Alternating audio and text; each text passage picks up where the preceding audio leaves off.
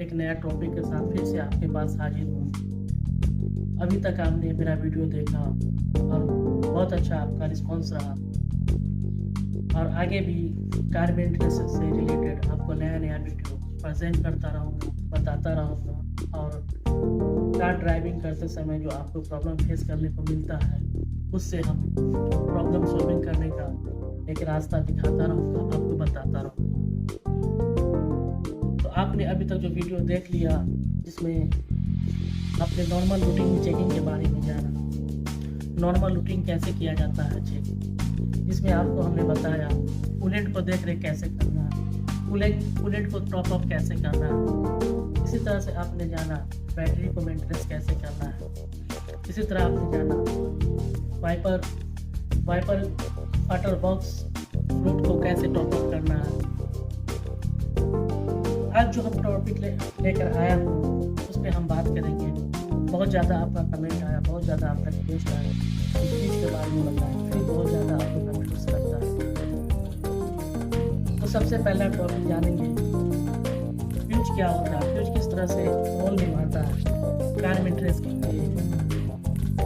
लिए। आपका कार में अभी टोटली इलेक्ट्रॉनिक डिवाइस आ रहा है।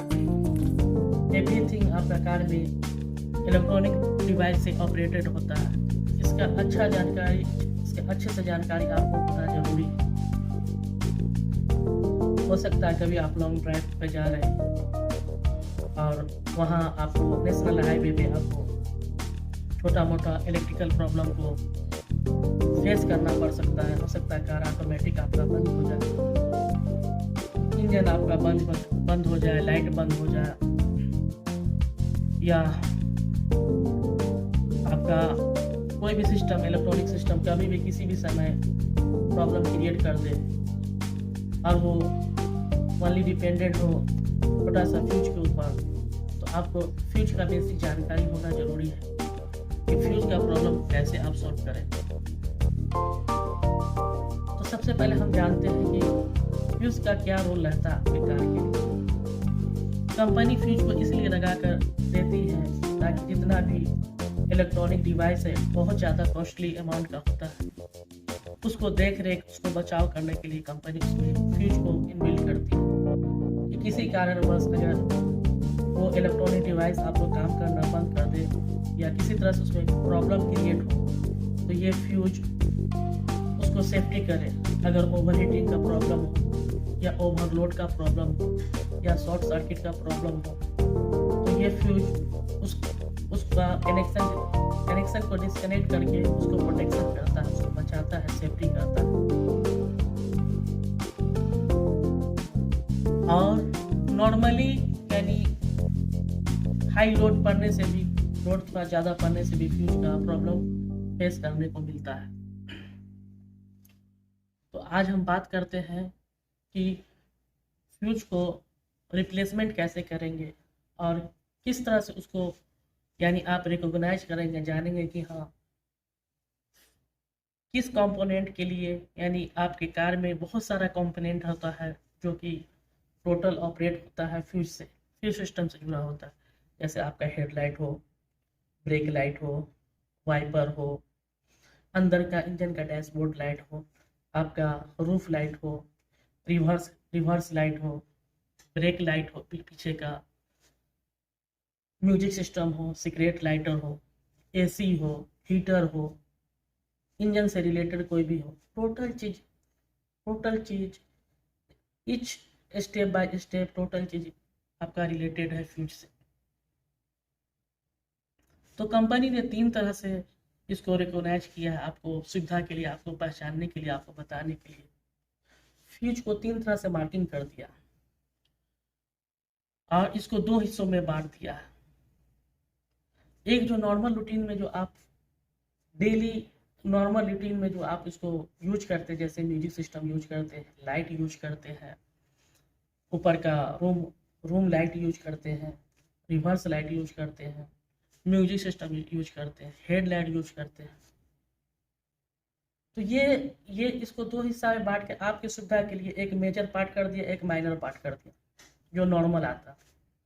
तो नॉर्मल जो आपका फ्यूज बॉक्स है वो आपका कार केबिन के अंदर जो ड्राइवर साइड होता है उसके अंदर आपका जस्ट ड्राइवर सीट है उसके जस्ट सामने जो डैशबोर्ड है जस्ट डैशबोर्ड के नीचे होता है। और सेकेंड पार्ट जो उससे हाई लेवल का हो, जैसे आपका कूलेंट का लेवल हो, कूलेंट का हो जो कूलेंट से जो रिलेटेड हो, ओवर हीटिंग से रिलेटेड हो या रिले से रिलेटेड हो या हीटर से रिलेटेड हो, जो मेजर जो सम टाइम यानी कभी कभी रेयर केस में प्रॉब्लम करता है वो आपको इंजन कंपार्टमेंट में डाल दिया, उसका अलग पार्ट कर दिया। तो जानना जरूरी है कि नॉर्मल रूटीन में हम इसको रिकॉग्नाइज कैसे करें, पहचानिए कैसे। तो सबसे जो बेसिक लेवल का जो फ्यूज का रिकॉग्नाइज करने का सिस्टम दिया है वो 7.5 एम्पियर से स्टार्ट होता है और उसके बाद 10 एम्पियर, फिर 15, 20, 25, 30, 40, 60 ऐसे जाता है नॉर्मल। अभी जो कार के लिए जो हाईएस्ट रिकमेंडेड जो देखा गया फ्यूज वो 60 एम्पियर तक देखा गया है। वो डिपेंड करता है किस हिसाब से इक्विपमेंट है, किस हिसाब से उसका कैपेसिटी है, उसके हिसाब से कंपनी उसमें फ्यूज को रिकमेंड करती है। जिस हिसाब से कैपेसिटी है, जिस हिसाब से उसका पावर होता है, जिस हिसाब से उसकी क्षमता होता है, उसके हिसाब से उसको रिकमेंड करती है। तो सबसे जो लोएस्ट है, सबसे नीचे का स्टार्टिंग जो लेवल है वो 7.5 है। उसके बाद फिर 10 है, फिर 15 है, 20 है, फिर 25 है, फिर 30 है। और उसको जानने के लिए आपको सुविधा के लिए कंपनी ने उसको कलर में कोडिंग कर दिया। किसी को रेड कलर से कोडिंग किया है, किसी को येलो कलर से कोडिंग किया है, किसी को ग्रे कलर से कोडिंग किया है, किसी को ट्रांसपेरेंट कलर से कोडिंग किया है, किसी को येलो कलर से कोडिंग किया है। डिफरेंट टाइप का एम्पियर के फ्यूज को अलग अलग कोडिंग कर दिया। तो नॉर्मली अब हम फेस करते हैं प्रॉब्लम की किस तरह से प्रॉब्लम फेस किया जाता है। हो सकता है आप लॉन्ग ड्राइव पे जा रहे हैं, आपका हेडलाइट का डिपर काम नहीं कर रहा, आप हेडलाइट फुल और डिम जो भी इस्तेमाल करें वो काम नहीं कर रहा, या रिवर्स लाइट काम नहीं कर रहा हो, या हो सकता है म्यूजिक सिस्टम काम नहीं कर रहा हो, आपको मोबाइल चार्जिंग यूज करना वो काम नहीं कर रहा। तो आप ये ऐसा इंफॉर्मेटिव वीडियो है, इसके माध्यम से कुछ टिप्स एंड ट्रिक बता दिया जा रहा है जिससे आपको फैमिलियर होंगे और आप उस छोटा मोटा प्रॉब्लम को आप खुद ही सॉल्व कर सकते हैं। तो सबसे पहले आप फ्रंट ड्राइवर सीट है, हाँ जगह का है, रिप्लेसमेंट का जो जगह है फ्यूज का, ये हो सकता है डिफरेंट कार में चेंजिंग हो सकता है, बदला हुआ जा सकता है।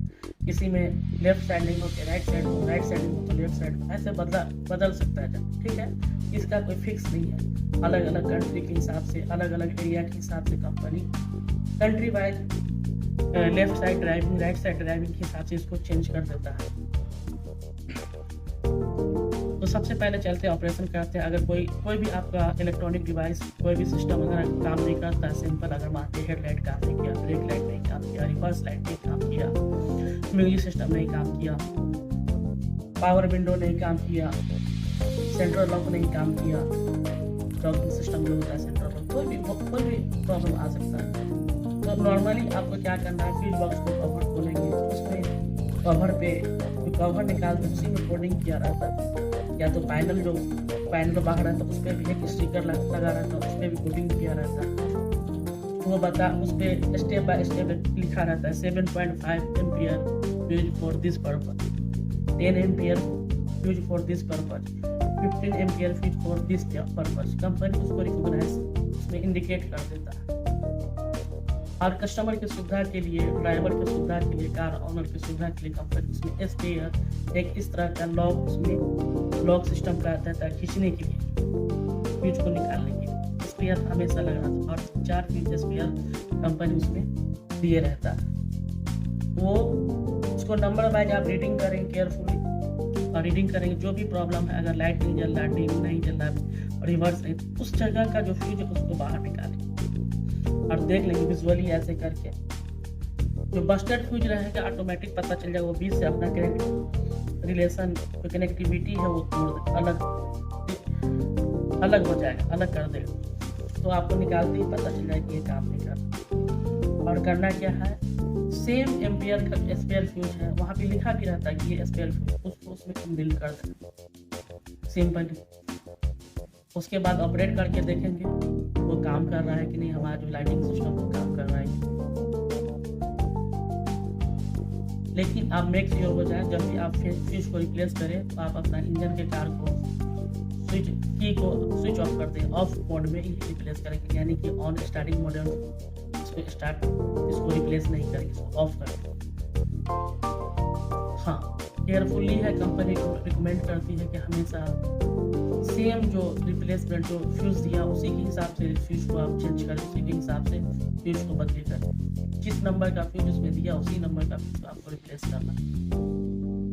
और कभी भी होता है ना, एक तार से नॉर्मल जो देसी है कि हाँ तार छिलेगी, अटैच कर दी, आप कुछ सेकेंड के लिए कभी कभी रेयर केस में आप उसको इस्तेमाल कर सकते हैं, रेयर केस में। नहीं तो कंपनी रिकमेंड करती है कि बिल्कुल उस कंपनी उस इलेक्ट्रिकल से पार्ट को, उस फ्यूज को, सेम एम्पियर को ही रिप्लेस करें, उसको तार को, कटा हुआ तार अपना एडिशनल कुछ उसमें या हाई एम्पियर का फ्यूज उसमें इनबिल्ट नहीं करें।